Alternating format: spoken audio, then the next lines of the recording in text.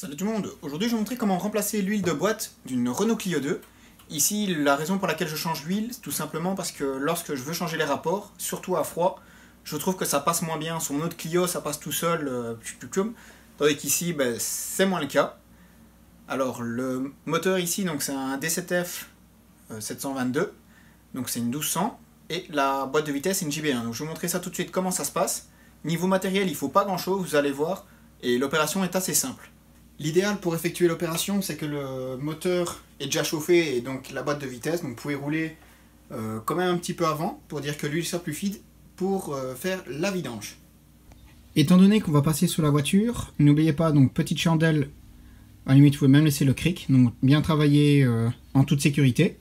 Pour la première partie de la vidange, vous aurez donc besoin d'un bac à vidange et d'une clé exprès pour venir dévisser la vis qui est en dessous au niveau du carter. C'est exactement la même que pour le carter moteur. Alors quand vous êtes sous la voiture, donc vous avez ce cache-ci. Donc c'est celui-ci qu'il va falloir enlever pour accéder à la vis pour faire la vidange. Il est emboîté à l'arrière et il est maintenu ici par une vis donc qui traverse l'ensemble. Donc pour enlever le cache, il est maintenu ici à l'avant.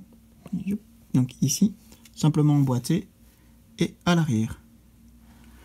Lorsque vous enlevez le cache, vous pouvez déjà mettre le bac en dessous parce que ça peut couler un petit peu, soit de l'eau ou un peu de graisse. Alors pour l'étape suivante, donc vous avez ici le bouchon de vidange, donc c'est lui que je vais venir défaire pour la vidange.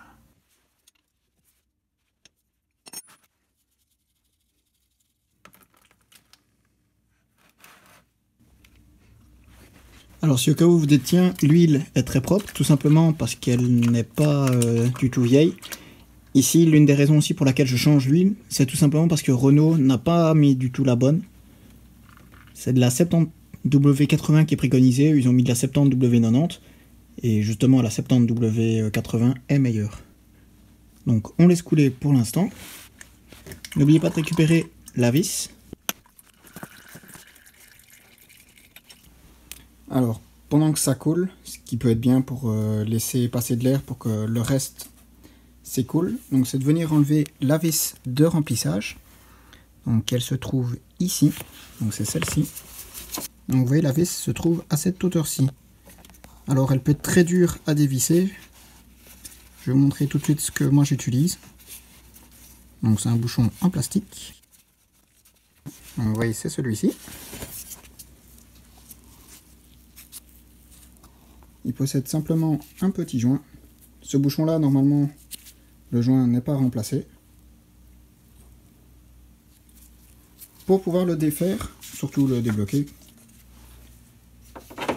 il y a quelques années, je m'étais fait ce petit outil. Donc j'ai récupéré un tube de tuyau de chauffage. Je suis venu faire une entaille dedans. Et en fait, ça me permet de venir prendre le bouchon et donc ainsi pouvoir tourner. Donc c'est comme ça, donc pour dévisser, et ainsi je sais le tourner sans me faire mal. Et comme vous pouvez voir, c'est du plastique, donc on ne peut pas vraiment prendre n'importe quoi. Et donc à l'aide de ce petit outil là, du coup j'y arrive. Pendant que ça termine de couler, je vais nettoyer le bouchon.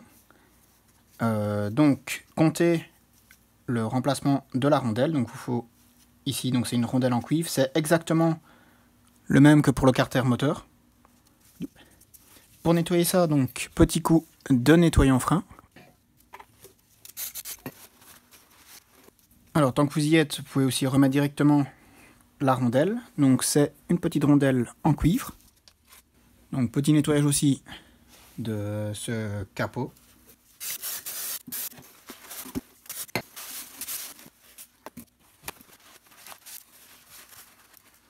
Au sujet de ce petit capot en dessous, donc ça permet de protéger la boîte de projection, et l'autre raison c'est aussi pour s'il y a des pertes d'huile, donc ça va là-dedans.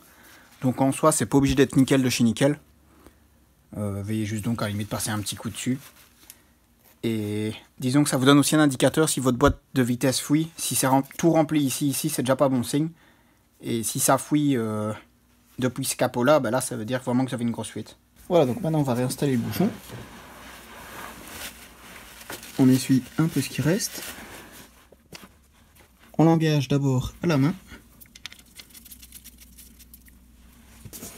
Et ensuite, on termine le serrage avec la clé adaptée. Voilà, donc ici, il ne faut pas non plus serrer trop fort, mais simplement bien le mettre contre. On voit tout simplement que la rondelle est bien écrasée, donc ça permet l'étanchéité. Tant qu'on est sous la voiture, on peut remettre tout de suite la protection.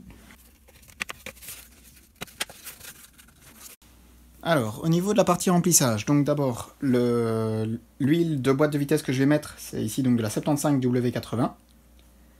C'est la marque Total, ici Traxium Gear 8. Je vous conseille d'éviter de prendre de l'huile bon marché, sachant que l'huile reste là quand même assez bien d'années. Donc n'ayez pas peur de rajouter quelques euros de plus. Ici, moi, il y avait une promotion, je l'ai eu pour 10 euros le litre sur Amazon Allemagne. Si vous voulez, je vous mets le lien dans la description. Sinon, en moyenne, ici, en tout cas, comptez une histoire de 10 euros. Au niveau de Renault, eux, ce qu'ils recommandent, c'est la marque Elf, donc ELF. Sauf que moi, ici, actuellement, avec le Covid et tout ce qui s'ensuit, j'ai eu du mal à le trouver sur Internet. Donc, je me suis pas pris la tête, j'ai fait confiance à la marque Total. Pour le remplissage, je vous conseille de faire ceci. Donc, vous utilisez un tuyau avec un bon diamètre quand même, de préférence propre. Un entonnoir, vous le mettez comme ça dedans, et donc je vais venir glisser dans l'orifice de la boîte de vitesse. Pour vous savoir si c'est plein, il faut tout simplement que ça déborde. Donc, faut remettre la voiture à niveau, on installe ça, et il suffit de remplir progressivement jusqu'à ce que ça déborde. Sachant que ça va déborder, je vous conseille de mettre soit un torchon ou autre. Ici, moi j'ai mis une sorte de papier carton, juste en dessous du trou. Ainsi, ça évitera d'en avoir de trop au niveau du sol et même dans la voiture. Pour ma boîte de vitesse, ici, moi je dois compter une histoire de 3,4 litres. Donc, du coup, j'ai acheté 4 litres d'huile. Je viens d'installer le tuyau dans l'orifice. Vous voyez, ça donne ceci. Vous avez le tuyau qui est là et le tuyau de l'autre côté qui est là-bas. Ainsi, je le cale ici avec le tuyau d'air. Donc, j'aurai plus qu'à remplir progressivement.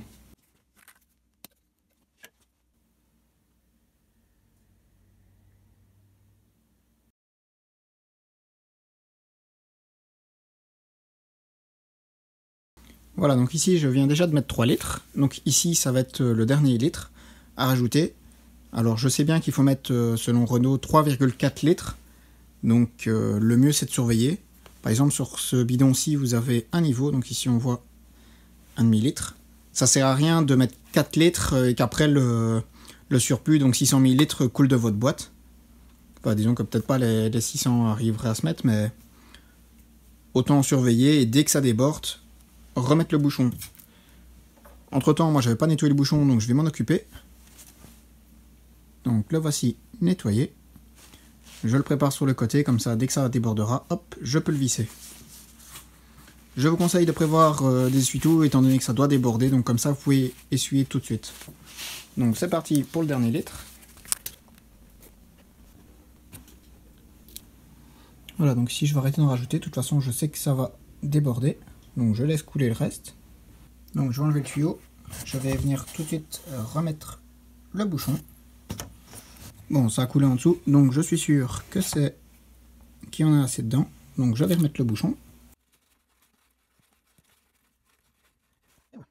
Quand vous avez fini, petit coup de nettoyant frein sur les zones où est-ce qu'il y a eu de l'huile. Donc le mieux quand même, c'est d'éviter d'en mettre partout, mais ça peut arriver. Alors j'ai un peu roulé avec, j'ai tout de suite vu la différence. Donc les rapports passent beaucoup mieux. Alors si vous, dans votre cas, vous ne voyez pas de différence, même après plusieurs kilomètres, donc c'est que le problème n'est pas nécessairement au niveau de l'huile de la boîte de vitesse. Mais dans un premier temps, c'est toujours ce qui est conseillé de faire une vidange de la boîte de vitesse. Moi ici, le problème que j'avais, c'était surtout à froid. Lorsque c'est l'hiver qui gèle ou autre, les rapports, lorsque vous les engagez, c'est vraiment, vous avez des difficultés. Alors que normalement, c'est censé passer tout seul. Ici, la voiture, l'embrayage à 20 000 km. Disons que c'est une personne âgée avant qui roulait avec. Du coup, c'est ça qu'elle a un peu forcé sur l'embrayage. Bah, sinon, sur 70 000 km, elle n'a jamais tracté de remorque ou autre. Donc c'est vraiment au niveau de l'huile que je me doutais qu'il devait y avoir un problème. Ce qui peut être intéressant aussi quand vous avez fini donc, de vous occuper de la vidange, c'est d'analyser l'huile de la boîte de vitesse, voir ce qu'il en est, si elle présente de la limaille, si elle a une certaine odeur. Ici, donc cette huile, elle a 5 ans et 20 000 km. Comme je vous dis, je la remplace vraiment parce que je trouve que les vitesses ne passent pas assez bien. Et la boîte n'a que 70 000 km, donc ça serait quand même déjà bizarre de devoir la changer. Ici, on voit quand même qu'en 20 ans, ben, elle a un tout petit peu trouble. Je vais la transvaser, on va voir ce que ça donne. Vous voyez, mine de rien, elle a quand même ses saletés. Donc ici, je vous conseille d'utiliser un bidon de 5 litres. Ici, c'est un bidon parce qu'il y avait du liquide lave-glace. Donc moi, je les garde, donc c'est 5 litres. J'utilise un grand entonnoir comme ça. Et je sais verser le tout. Comme ça, c'est très rapide.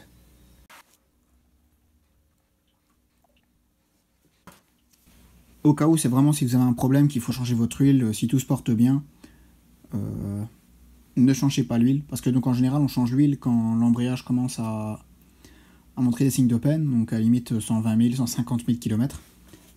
Et l'huile peut très bien tenir jusque là. Au cas où, normalement l'huile quand elle est neuve, on voit carrément à travers. Donc, vous voyez, enfin, on voit quand même un fond jaunâtre dedans. Mais c'est pas opaque, tandis qu'ici elle est devenue opaque. Et donc voilà, donc si vous avez des questions ou autres, vous pouvez me laisser un petit commentaire et je voudrais y répondre au plus vite comme d'habitude. Petite astuce, l'huile qui est à terre, si vous faites ça dans votre garage par exemple et c'est du carrelage, vous pouvez mettre de la sciure de bois. Ici, c'est de la sciure de MDF, donc c'est très fin. Donc vous le disposez sur vos coulées d'huile. Ensuite, vous raclez un peu pour dire que ça récupère le tout. Ensuite, un petit coup de brosse, ça suffit. Ainsi, ça vous évitera de vider une bouteille de nettoyant pour frein inutilement. Si jamais vous n'avez pas de sciure de bois, vous pouvez très bien demander dans les magasins de bricolage, vu qu'en général, ils ont ce qu'il faut pour couper et après, ils le jettent. Donc il suffit de leur demander, donc c'est toujours bien d'avoir ça dans son garage.